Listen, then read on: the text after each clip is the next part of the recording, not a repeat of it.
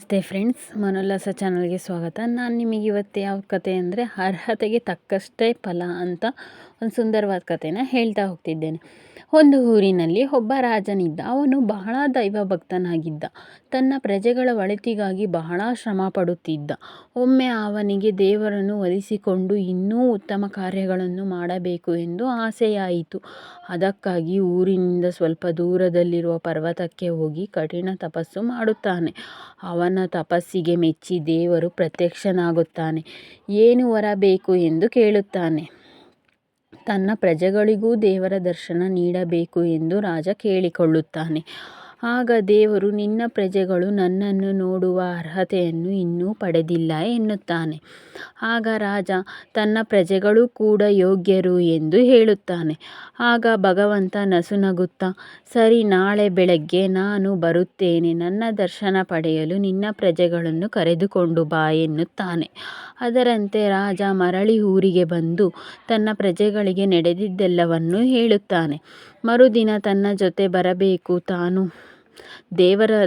ದೇವರನ್ನು ಭೇಟಿ ಮಾಡಿಸುತ್ತೇನೆ ಎಂದು ಹೇಳುತ್ತಾನೆ. ಅದರಂತೆ ಪ್ರಜೆಗಳೆಲ್ಲರೂ ಮರುದಿನ ಬೆಳಗ್ಗೆ ರಾಜನ ಜೊತೆ ಹೊರಡಲು ಸಿದ್ಧರಾಗುತ್ತಾರೆ. ಪರ್ವತವು ದೂರವಿರುವುದರಿಂದ ಎಲ್ಲರೂ ಬುತ್ತಿ ಕಟ್ಟಿಕೊಳ್ಳುತ್ತಾರೆ. ಪ್ರಯಾಣ ಶುರುವಾಗುತ್ತದೆ. ಸ್ವಲ್ಪ ದೂರ ಹೋಗುತ್ತಿರುವಾಗ ದಾರಿಯಲ್ಲಿ ಬೆಳ್ಳಿಯ ನಾಣ್ಯಗಳು ಬಿದ್ದಿರುವುದು ಕಾಣುತ್ತದೆ. ಅದನ್ನು ನೋಡಿ ಕೆಲವು ಪ್ರಜೆಗಳು ತಾವು ತಂದಿದ್ದ ಆಹಾರವನ್ನು ಬದಿಗಿಟ್ಟು ಬೆಳ್ಳಿಯ ನಾಣ್ಯಗಳನ್ನು ಆರಿಸಿಕೊಳ್ಳಲು ಮುಗಿಬೀಳುತ್ತಾರೆ.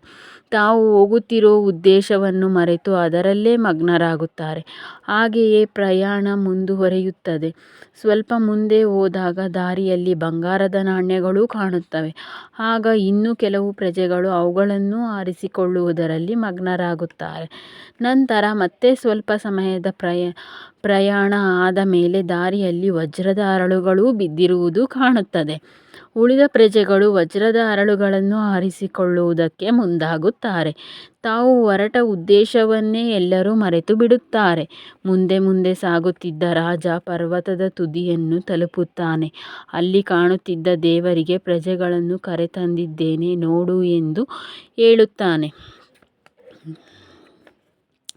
ಹಿಂದೆ ನೋಡುತ್ತಾನೆ, ಅಲ್ಲಿ ಒಬ್ಬ ಪ್ರಜೆಯೂ ಇರುವುದಿಲ್ಲ. ಅವರೆಲ್ಲರೂ ನಾಣ್ಯಗಳ ಆಸೆಗೆ ಬಿದ್ದು ಹಿಂದೆಯೇ ಉಳಿದು ಬಿಡುತ್ತಾರೆ. ಆಗ ದೇವರು, ಆ ಪ್ರಜೆಗಳೆಲ್ಲ ನನ್ನನ್ನು ನೋಡಲು ಇನ್ನೂ ಅರ್ಹತೆ ಪಡೆದಿರಲಿಲ್ಲ. ಅವರಿಗೆ ಇನ್ನೂ ಹಣ ಸಂಪತ್ತುಗಳ ಆಸೆಯೇ ಮುಗಿದಿಲ್ಲ. ಹಾಗಾಗಿ ಅವರು ನನ್ನನ್ನು ನೋಡುವ ಇಚ್ಛೆಗಿಂತ ಧನದ ಆಕರ್ಷಣೆಗೆ ಮರಳಾಗಿದ್ದಾರೆ ಎಂದು ಹೇಳುತ್ತಾನೆ ಅಂತ ದೇವರು ಹೇಳ್ತಾರೆ. ನಮ್ಮ ಅರ್ಹತೆಗೆ ತಕ್ಕಂತೆ ಫಲ ದೊರೆಯುತ್ತದೆ. ಏಕೆಂದರೆ ನಮ್ಮದು ಅರ್ಹತೆ ಎಷ್ಟಿರುತ್ತೋ ಅದಕ್ಕೆ ತಕ್ಕಂತೆಯೇ ಫಲ ದೊರೆಯುತ್ತದೆ. ಭಗವಂತನ ನೋಡಬೇಕು ಅಂತ ಬಂದಿರತಕ್ಕಂಥ ಪ್ರಜೆಗಳೆಲ್ಲರೂ ಬೆಳ್ಳಿ ನಾಣ್ಯ ಸಿಕ್ಕಿದ್ವು, ಬಂಗಾರದ ನಾಣ್ಯ ಸಿಕ್ಕಿದ್ರು, ವಜ್ರಗಳು ಸಿಕ್ಕಿದ್ವು ಅಂತ ಹೇಳ್ಬಿಟ್ಟು ಅವುಗಳನ್ನು ಆರಿಸ್ಕೊಳ್ತಾನೆ ಹೋಗ್ತಾರೆ ಹೊರತು ತಾವು ಬಂದಿದ್ದಂಥ ಉದ್ದೇಶವನ್ನೇ ಮರೆತು ಬಿಡ್ತಾರೆ. ನಾವೇನಕ್ಕೆ ಹೋಗ್ತಾ ಇದ್ದೀವಿ ರಾಜನ ಹಿಂಬಾಲಿಸ್ಕೊಂಡು ಅನ್ನೋದನ್ನೇ ಮರೆತು ತಮ್ಮ ತಮ್ಮ ಕೆಲಸದಲ್ಲೇ ಮಗ್ನರಾಗಿ ಬಿಡುತ್ತಾರೆ. ಆಕರ್ಷಣೆಯು ಮುಖ್ಯವಾಗುವುದಿಲ್ಲ. ಲೌಕಿಕ ತಮ್ಮ ಇಚ್ಛೆಯಾಗಿದ್ದರೆ, ಭಗವಂತನ ಸಾಕ್ಷಾತ್ಕಾರವೇ ತಮ್ಮ ಇಚ್ಛೆಯಾಗಿದ್ದರೆ ಬೇರೆ ಯಾವ ಲೌಕಿಕ ಆಕರ್ಷಣೆಯೂ ಮುಖ್ಯವಾಗುವುದಿಲ್ಲ. ಆ ಉದ್ದೇಶವೇ ಉತ್ಕಟವಾಗಿದ್ದರೆ ಮಾತ್ರ ನಮಗೆ ಅದಕ್ಕೆ ಸರಿಯಾದ ಫಲ ದೊರೆಯುತ್ತದೆ. ಯಾವುದೇ ಗುರಿ ಇರಲಿ, ಅದನ್ನು ತಲುಪುವ ಪ್ರಾಮಾಣಿಕ ಶ್ರದ್ಧೆ ಇದ್ದರೆ ಮಾತ್ರ ನಮ್ಮ ಸಾಧನೆಯ ಮಾರ್ಗ ನಾವು ಅಂದುಕೊಂಡ ಗಮ್ಯವನ್ನು ತಲುಪುತ್ತದೆ. ಹಾಗಿಲ್ಲದಿದ್ದಾಗ ನಾವು ನಮ್ಮ ಗುರಿಯನ್ನು ತಲುಪುವ ಅರ್ಹತೆಯನ್ನು ಕಳೆದುಕೊಂಡು ಚುಕ್ಕಾಣಿ ಕಳೆದುಕೊಂಡ ಹಡಗಿನಂತೆ ಎಲ್ಲಿಯೋ ಕಳೆದು ಹೋಗುತ್ತೇವೆ. ಕೇಳಿದ್ರಲ್ಲ ಫ್ರೆಂಡ್ಸ್, ನಮ್ಮ ಅರ್ಹತೆ ಹೇಗಿರುತ್ತೋ ನಾವು ಆ ಅರ್ಹತೆ ಪಡ್ಕೊಂಡಿದ್ದೀವೋ ಇಲ್ಲೋ. ರಾಜನಿಗೆ ಏನಂದರೆ ತಮ್ಮ ಪ್ರಜೆಗಳು ನನ್ನ ಥರನೇ ದೇವ್ರ ದರ್ಶನ ನೋಡಬೇಕು ಅನ್ನೋ ಆಸೆ ಇರುತ್ತೆ. ಆದರೆ ಪ್ರಜೆಗಳು ಬಂಗಾರ, ಬೆಳ್ಳಿ, ವಜ್ರ ವೈಡೂರ್ಯಗಳನ್ನು ನೋಡೋದ್ರಲ್ಲೇ ಮುಂದಾಗಿಬಿಡ್ತಾರೆ. ಈ ಕತೆ ಇಷ್ಟ ಆಗಿದ್ದರೆ ನನ್ನ ಚಾನಲನ್ನು ಸಬ್ಸ್ಕ್ರೈಬ್ ಮಾಡ್ಕೊಳ್ಳಿ. ನನ್ನ ಚಾನಲಿಗೆ ಸಪೋರ್ಟ್ ಮಾಡಿ. ಇದೇ ಥರದ ಒಳ್ಳೊಳ್ಳೆ ಕತೆಗಳನ್ನು ನಿಮಗೆ ಹೇಳ್ತೇನೆ. ಪ್ಲೀಸ್ ನನ್ನ ಚಾನಲ್ನ ಸಪೋರ್ಟ್ ಮಾಡಿ.